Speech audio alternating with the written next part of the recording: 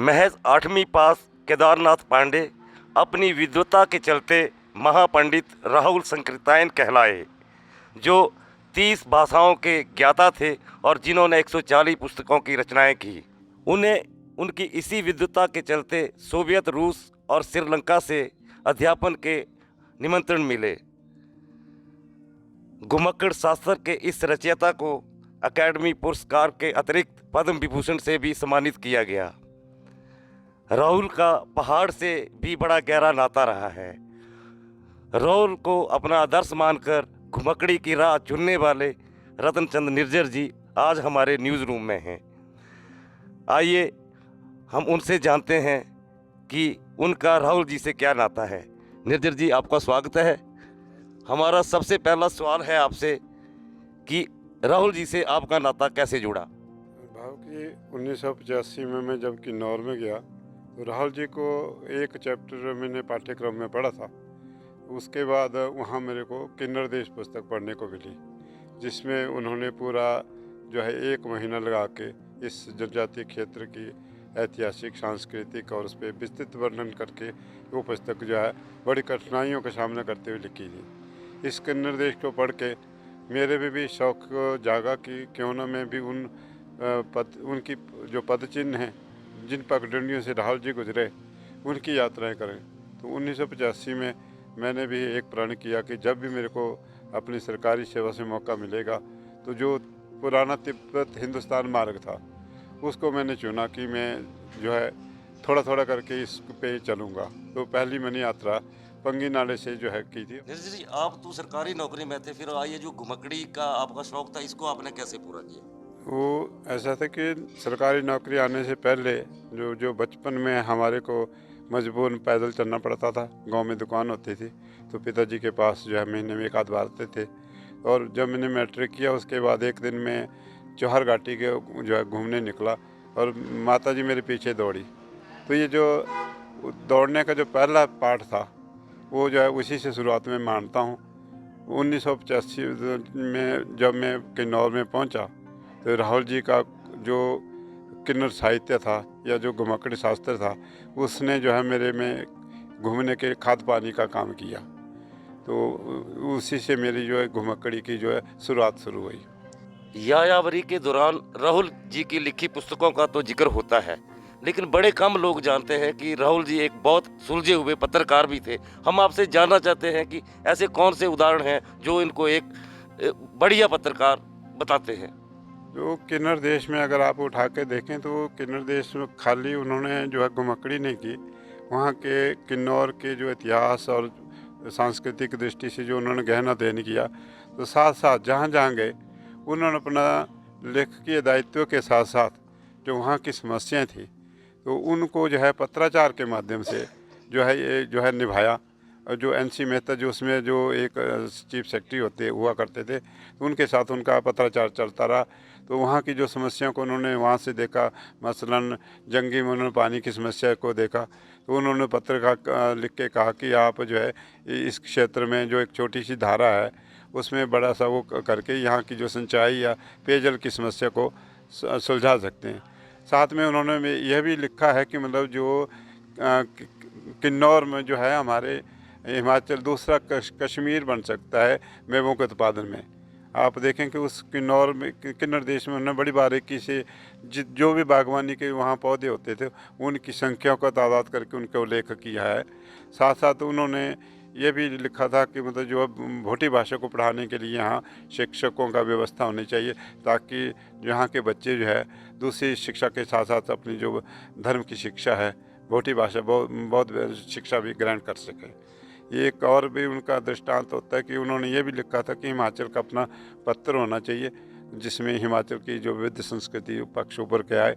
और 1955 में जो है उनका ये सपना हिमप्रस्थ के रूप में जो है सामने प्रकट होता है। तो हिमप्रस्थ का जो सपना शुरू होना था, कहीं ना कहीं वो राहुल जी की सोच हाँ, का नतीजा था। वो राहुल के सोच के सपनों का संसार हो सकता है जो हिमप्रस्थ का है। बाद में इसको विस्तार देते हैं शांता कुमार जी 1978 में साप्ताहिक में गिरिराज के रूप में इसको जो है साप्ताहिक पत्र शुरू किया। निर्जर जी, हमारे पाठक और श्रोता और दर्शक ये जानना चाहते हैं कि राहुल जी का हिमाचल से बड़ा गहरा नाता रहा था। वो कितनी बार हिमाचल आए और कौन-कौन से साहित्यकार उनसे प्रभावित हुए इस और वो उन्होंने आगे जो ऐसे ऐसे लोग जो उनसे मिले थे और जो प्रभावित हुए, उनका जीवन आगे कैसा रहा? भावुक जी, यद्यपि वो जो है उत्तर प्रदेश के आजमगढ़ जिले के एक पंधा गांव में पैदा हुए थे। बचपन से ही उन्हें हिमालय जो है विविध रूप में आकर्षित करता रहा। सुनने में आता है कि वो बचपन में जब वो छोटी उम्र में थे तो घर से भाग गए थे और उन्हें कलकत्ता से वापस लाया था। और छोटी उम्र में उन्होंने केदारनाथ बद्रीनाथ की यात्राएं साधु संत की टोली में की थी। और साधु की जो घुमक्कड़ी की जो थी उनको बड़ी बारीकी से देखा था।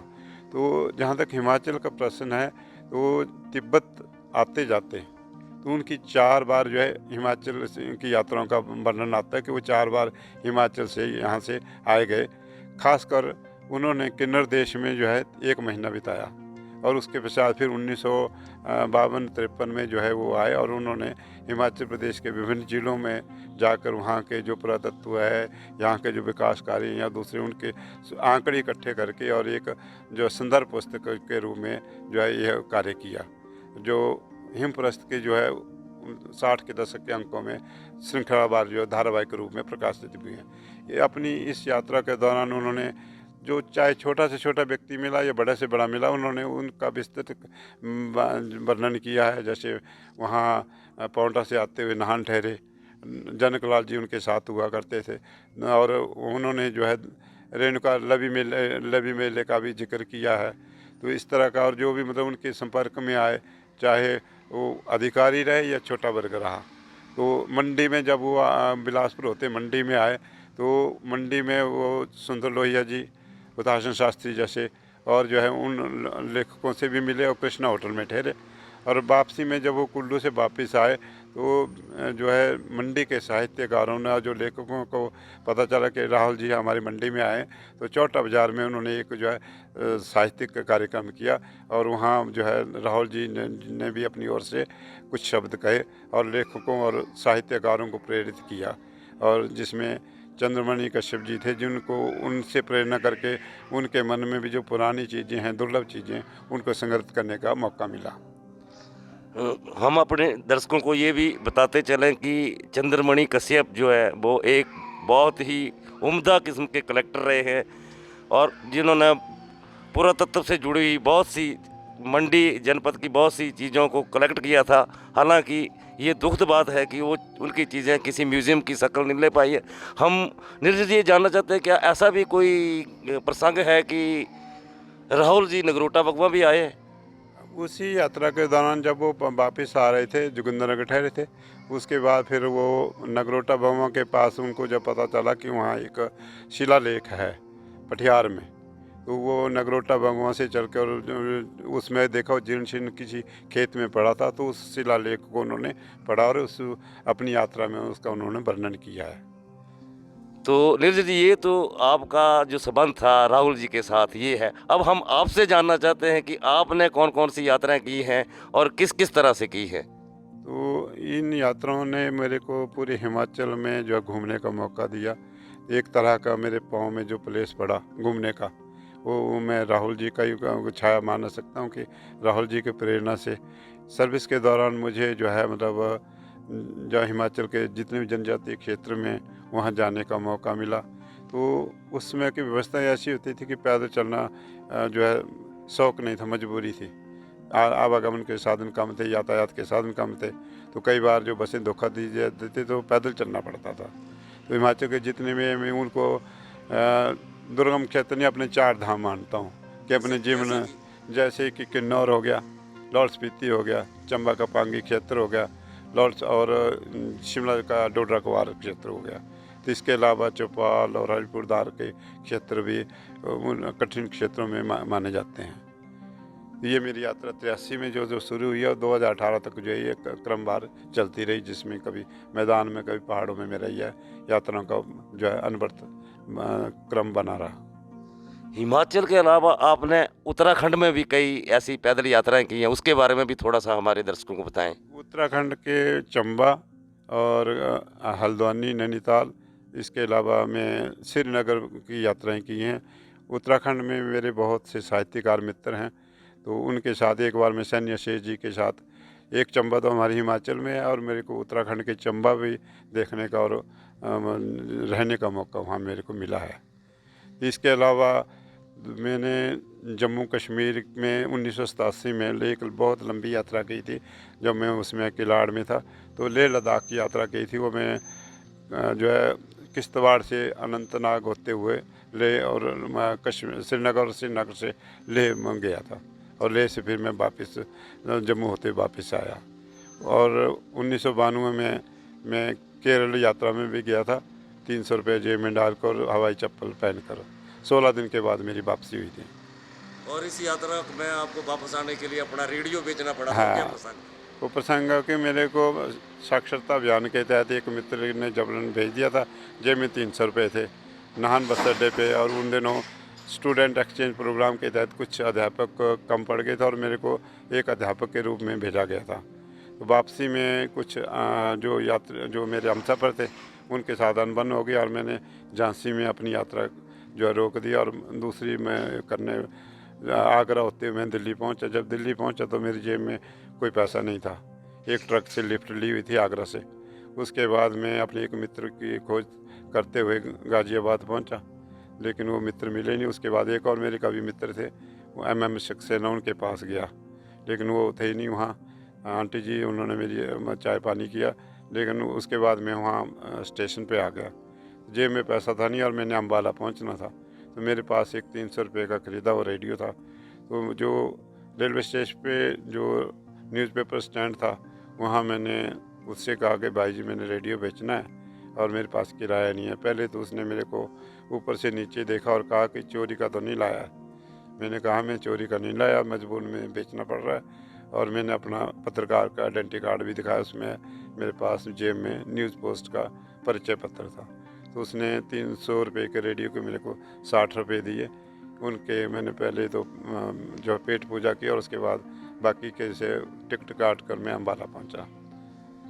और वो जम्मू की पैदल यात्रा और आधी रात का वक्त और वो एक दोस्त का मिलना और फिर वो आलू की सब्जी, वो थोड़ा सा हमारे पाठकों को बताएं। जम्मू 1987 में जब मैं लेह लद्दाख की यात्रा में गया था, तो जब मैं किश्तवाड़ से चला तो रात डाकसू में पड़ गई। बस वाले ने वहीं मेरे को उतार दिया अन्य सवारी के साथ।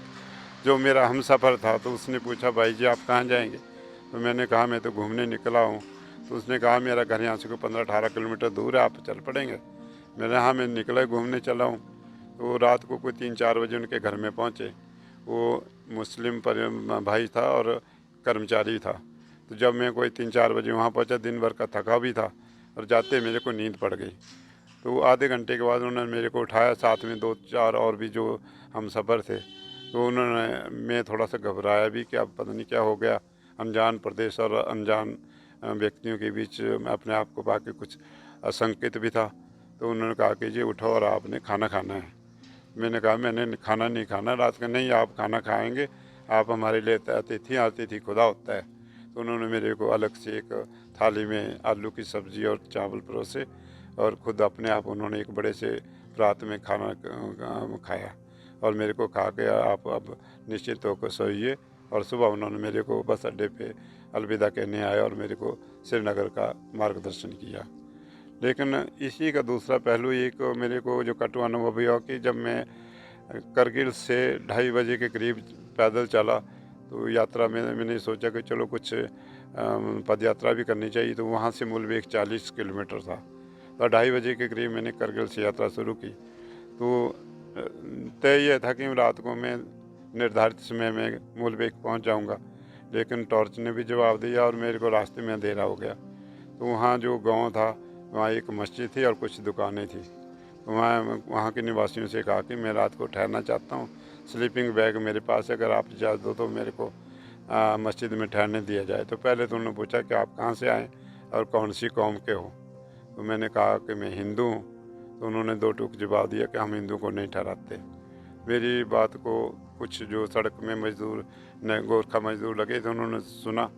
वो मेरे को किनारे पे ले गया और कहा कि आपको ये कोई नहीं ठहराएंगे, आप हमारे डेरे में चलिए। और उन्होंने मेरा पिट्ठू भी खुद उठाया और अपने डेरे में ले गए और मेरे को खाना खिलाया, अपना बिस्तरा दिया और कहा भाई जी आप आराम से सोइए।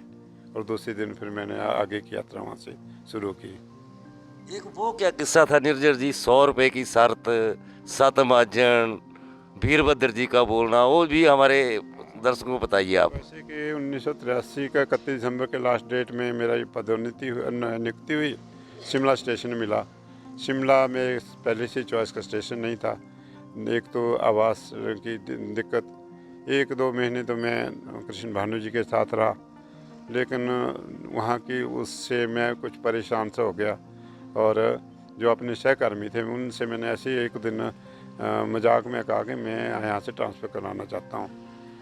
तो वो कहा कि अभी तो आपके जुम्मे 6 महीने बनी हुए हैं, आपकी ट्रांसफ़र कैसे हो सकती है।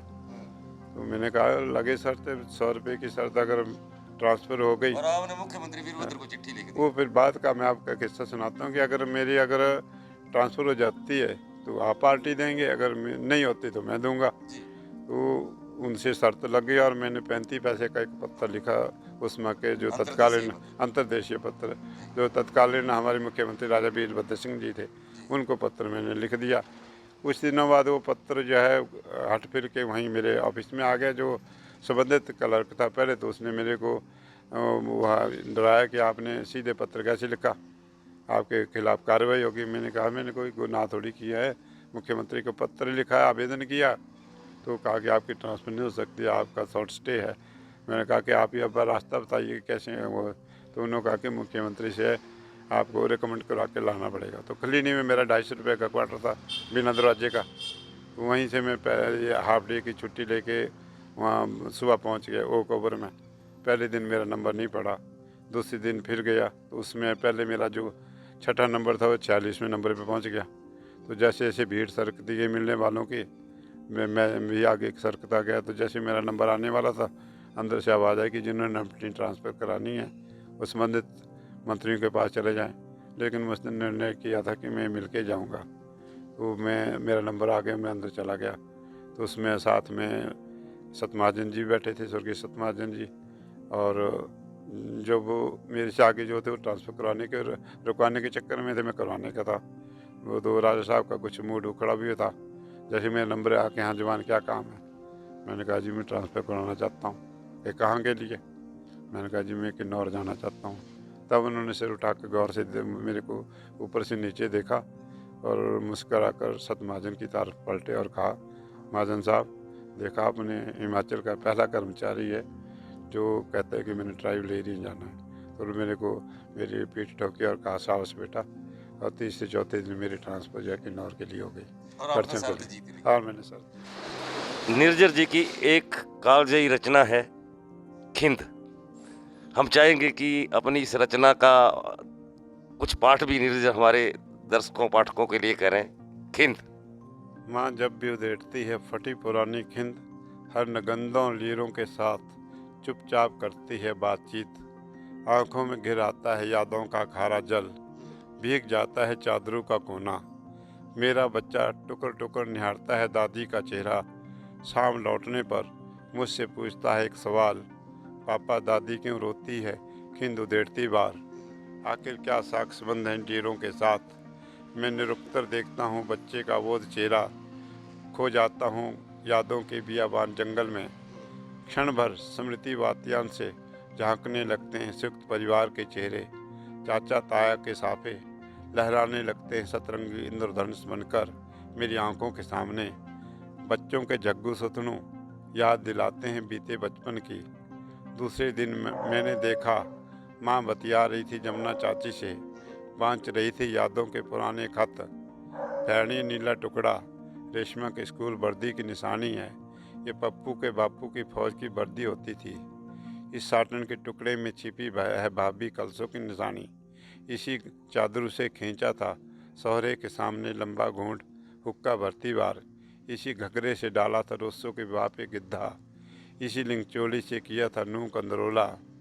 ना जाने कब तक उधड़ती रही यादों की पुरानी खिंद। मैं जान गया था माँ क्यों रोती है खिंद उधेड़ती बार। माँ देखती है अपनी आंखों से पीढ़ी दर पीढ़ी का इतिहास।